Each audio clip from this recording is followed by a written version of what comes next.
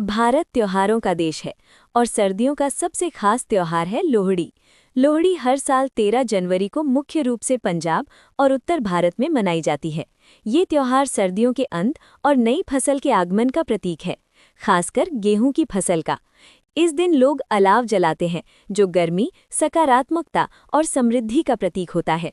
अलाव में मूंगफली, रेवड़ी, तिल और गुड़ चढ़ाकर अच्छी फसल और खुशहाली की कामना की जाती है।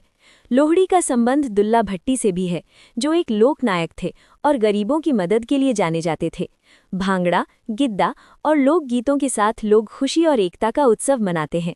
लोहड़ी हमें प्रकृति के प्रति आभार व्यक्त करना सिखाती है। आप सभी को लोहड़ी की हार्दिक शुभकामनाएं।